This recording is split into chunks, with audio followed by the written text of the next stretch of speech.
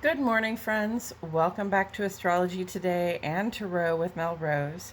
This is the Tarot portion and the second half of my daily astrology reading, which you can find on my other channel, Astrology Today with Mel Rose. The idea behind the Tarot portion here is to provide some further insight into ongoing and current energies based on the day's astrology and Tarot influences. First, I'll discuss the Tarot card that sits on the left-hand side of the page, and then I'll do a quick review of the day's astrology before playing another card that may give us a little something more to think about. Okay, so let's get into it. The tarot card that currently sits on the side of the page is the Ten of Swords, and it relates astrologically to the third decan, or the last 10 days of the sun's transit through Gemini.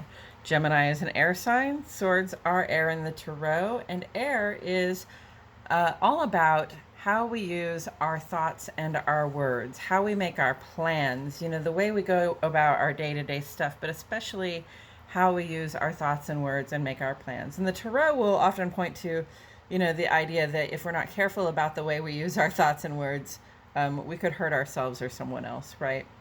So the Ten of Swords represents a time when someone might feel like they have literally been stabbed in the back, right? And it's not a physical assault.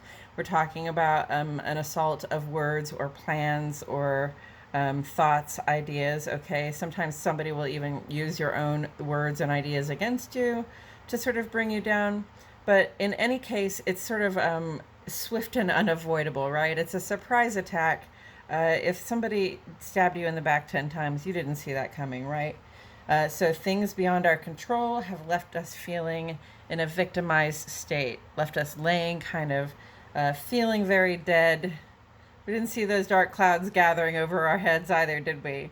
But, we can also see that there is a golden horizon there, okay? So this card, in a way, is a good news card because, A, you know who it is that you can't trust or deal with anymore, so you can move on from that debacle, right?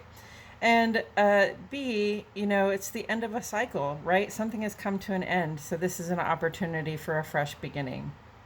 And often there's a lot of investment we have made in a group of people, in a work project, or any kind of plan we might have tried to make, or perhaps we were collaborating with some people and they sort of stabbed us in the back, figuratively speaking. There's an investment and it's lost, so it's appropriate to mourn the loss, and it's appropriate to nurse the wounds. If it feels pretty painful coming out of that situation, you would be completely normal, okay, to feel pain when somebody betrays you, right? But we can't linger in the sense of betrayal. We can't linger in the anxiety. We can't linger in any ways that we have gone about sabotaging ourselves, sit around kicking ourselves, that kind of thing. We really just have to kind of dust it off and make our best effort to move on. And in my experience, sometimes, when a wound feels really bad like that, it's not a simple matter of like picking up myself up and saying, yes, I am okay, and going ahead and moving forward. It's more like I've got to make a new start so that I can make this okay, So, sometimes we move on still with that pain in our back from the backstabbing, but we have to move on. The alternative is just to, lay dead. And that's not what we're here to do. So, with all of that said, I'm going to shuffle some cards while I remind myself and the cards that the sun is in Gemini, and so is Mercury. So the sun is in the last few days of its transit here. These communication, planning, listening, talking, sharing ideas, vibes might be especially strong at this time, especially because Mercury is direct and it is in Gemini. Mercury's right super at home in Gemini. Mercury rules Gemini, right? So those effects are, they're on full blast. And we are here basically approaching the sun's culmination for the year on the 21st, right? So the sun is as powerful as it gets during the year right now. And the sun is about our self-expression. It is about who we are in the outer life. When we go out into the world and we deal with other people, work, social, civic, however that happens, right? We are sharing ideas. We are talkative. We are listening. We are making plans. We are collaborating. And it all feels really good, right? This is the way we celebrate having a beautiful outer life. And then on the moon side of the page, moon's more about the feeling life, the inner life.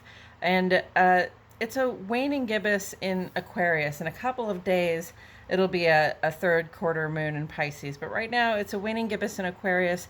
The waning gibbous says, relax, reflect, review, see how things went, start making a list of things that, you would maybe like to see go better. And also start making a list of things you can just get rid of now. And that's stuff and things, but that's also, thoughts, attitudes, dispositions, privileges that we have leaned on in the past that no longer work for us, emotional things that we have leaned on in the past.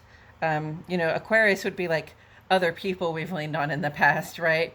And then, or even like, a heavy leaning on facts or a heavy leaning on forward motion. But this would be a heavy leaning. Pisces would be more like we lean on emotional crutches that no longer support us, right?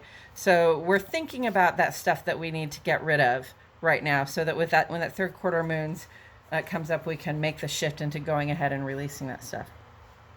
On the moon side of the page today, 3 nice aspects: moon square to Venus and moon conjunct to Saturn. They happen very close together. This is the self-care challenge. It says, I may feel very desirous of some attention or something that I like to get in my inner life, but right now with that square aspect, it says I might have a challenge. I might come across as sort of grasping or selfish, in the way I try to attract things to myself at this time in the inner life, in the heart and at home.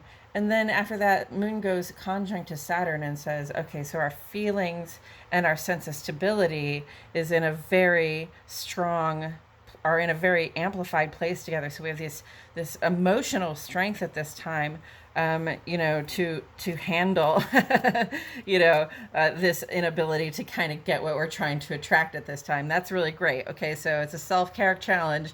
It says, you can give some attention and affection to yourself, or you can help yourself a little bit to get that feeling of satisfaction that you were looking for, that you're not able to get out elsewhere. But also it helps to have a plan B, right? Saturn's just like, okay, yeah, there's the case where there's the plan A where we get things exactly the way we wanted them. And then there's the plan B where we sort of mitigate the pain of not having got what we wanted by trying to get things to work out as well as possible, right? And that takes a little bit of emotional security, a little emotional strength to say, oh crap, I didn't get what I want. Okay, well, here's the next thing, right? 7 hours void of course today. Beautiful space of time over the entire middle of the day. If you have any time at that time to meditate, pray, journal, consult your I Ching or your tarot cards, your bibliomancy, read your favorite book, whatever it does to help, whatever you do to help you have those important conversations with yourself and with spirit about, how you're doing on the inside and what you're doing that you can, so that you can move forward. That's what that void of course time is about. And it's because the moon is between signs, so its influence is a little more direct in our lives. Of course, we have a moon in a house and a sign, so it's going to work kind of that way. But it's not influenced by either of these signs currently, so it's a little more direct influence, unfiltered. We can sort of work with ourselves a little more clearly. And then after the void of course, as usual, the moon makes ingress, this time to Pisces. Pisces is emotional. It can be a little wishy-washy, I think is the term they use, a little indecisive or a little changeable. Pisces is a mutable water sign, right? So these are shifty waters. And it's so, when that's happening, you just kind of have to relax and go with the flow. And it's a good time. It is also the end of our lunar cycle. Tomorrow we'll go back into the first sign, not tomorrow, in a couple of days, we'll go back to the first sign of the zodiac, moon in Aries. So it's a good time to relax and review before we start getting active again.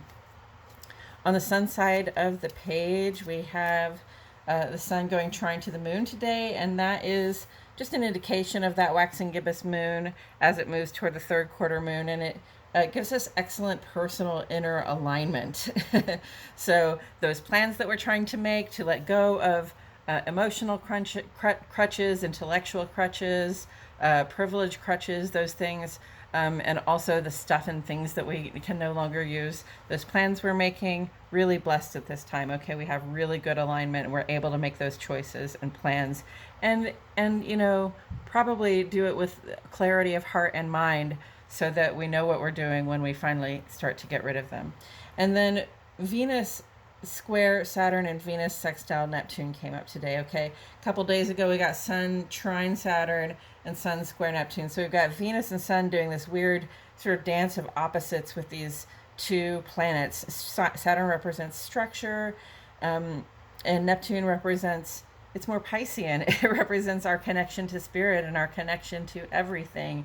But it can, bring about some fantasy, which can be really positive. It can help us work on our dreams, but it can also bring about some illusion, right? It can lead us to lie to ourselves or to feel uncertain about things. So depending on who it's interacting with and how, we get different answers. So like Sun is square to Saturn, and not Sun, Venus is square to Saturn here. And that's like, the stability of our relationship, feeling to our, beloved or to our closest friend, feeling challenged, right? Like fears and insecurities are coming up. There might be a little bit of bickering or uncertainty in that relationship. So, that's how Saturn gets expressed with Venus in that square vibration. But then Sun trine Saturn says, yeah, but all the work you're doing, all the collaboration you're doing out in your outer life, your work, social, and civic lives, that is blessed. That's going to bear really positive fruit for you. So perhaps because things are going so well in our outer lives and we're not at home with our partners so much, perhaps that has something to do with the fears and insecurities that come up that cause challenges in those relationships. And I'm talking about those romantic relationships or those very close friendships, but I'm also talking about the relationship to money and finance. Okay, and then Sun is square to Neptune over here, saying, "Oh, that's like throwing all of our initiative into the toilet and pushing the lever, right?" So it sort of diffuses and scatters and pulls away that outer life energy, right? But then Venus is over here sextile to Neptune and saying we have a lot of like creative energy. We have a lot of spark. We have a lot of creative fire. It can be a very sexy feeling. So, things are a little strange at this time, but it's kind of sort of the way we balance all of those aspects at this time that we're looking at, and we'll have a couple more days to talk about that. Pluto is retrograde through October 8th. Saturn is retrograde through October 22. We're all going through a lot of changes when it comes to like our core inner structures, right? We're putting things under review. We can see the endings and beginnings coming out because Mercury is trine to Pluto through just tomorrow. Okay, but we've had this insight of blessing. It's going to linger with us. This blessing of insight is going to linger with us for a little while. And the insight is all about, what it is we lean on inside, emotionally, mentally, okay, that can change, that can come to an end, that we can do something else with it. And we have to know what our reasons are for leaning on certain things, so that we can also sort of know what our reasons are for letting them go. Mars is conjunct with Chiron through tomorrow, and that's a very just express yourself vibe. Chiron and Mars are both in Aries. Mars rules Aries, so it's very direct right now. It's very bold and assertive at this time. It says, what the heck, we're just going to do whatever we want to do. And that is an amplified energy, but also amplified right now is this energy of Chiron in Aries that says, I just want to feel comfortable wherever I go. I don't want to worry about people, looking at me or talking about me or seeing me in a way that is negative or strange or weird. I just want to feel comfortable. I want to feel like I can express myself and nobody's going to treat me like I'm a problem, right? So Mars and Chiron conjunct here say, okay, yeah, there's something you want to do. There's an outfit you want to put on, or there's, like there's a concert you want to attend, or, you know, some sort of social function maybe. And we're just going to do it. We're going to put on that funky, colorful, bright outfit. We're going to style our hair. We're going to, you know, put on some makeup, and we're going to go out and express ourselves and be our fabulous, wonderful selves. And if other people don't like it, well, they can get the heck on, because Mars is just like, yeah, I do what I want. Right. So with all that said, we got the Seven of Pentacles today, friends.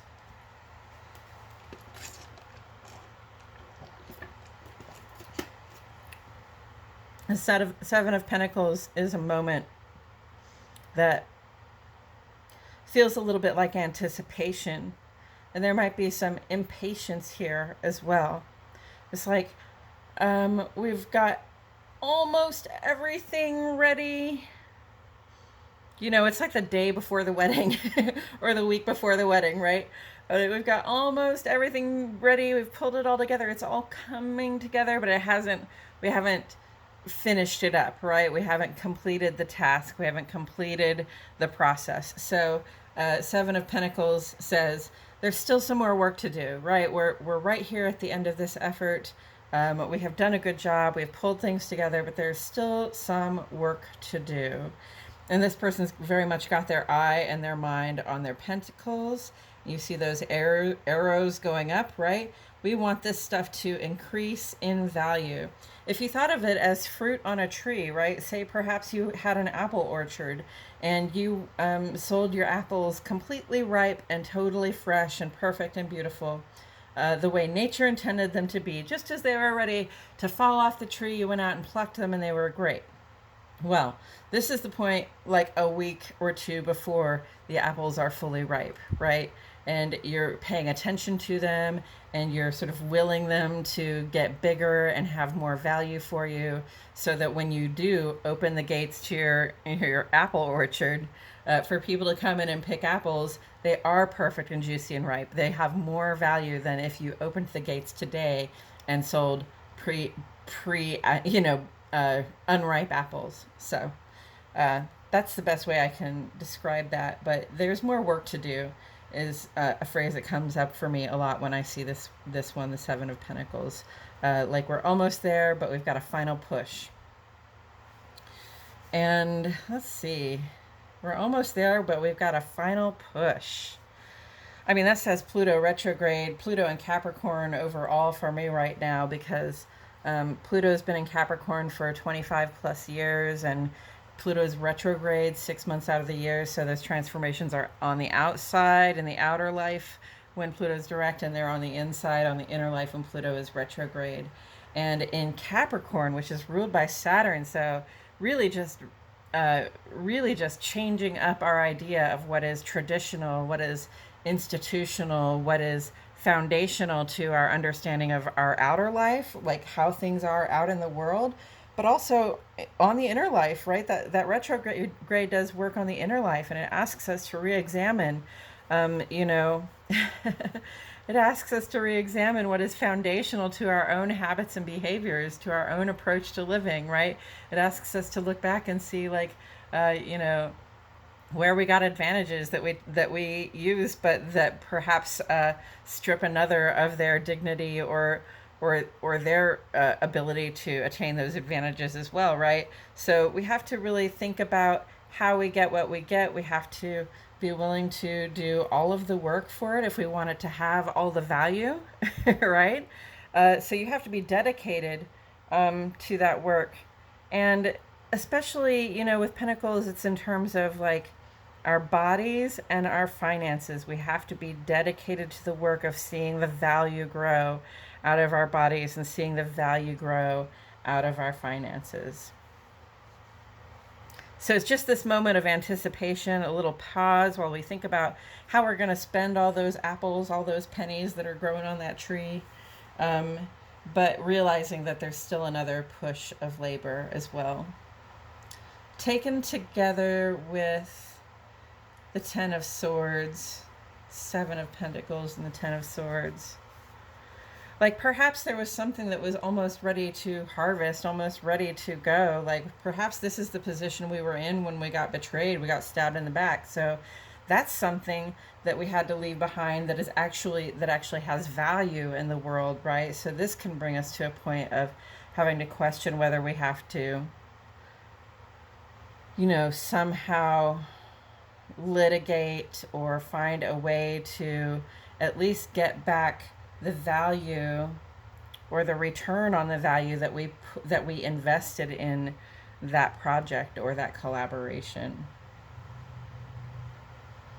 And I mean, that really stinks, because it's one thing, to have your words and ideas used against you to sort of lay you flat. It's another thing if somebody then turns around and does that final push of work and brings your idea or your collaboration to market and makes a big profit on it, and you don't get anything because you got pushed out, right?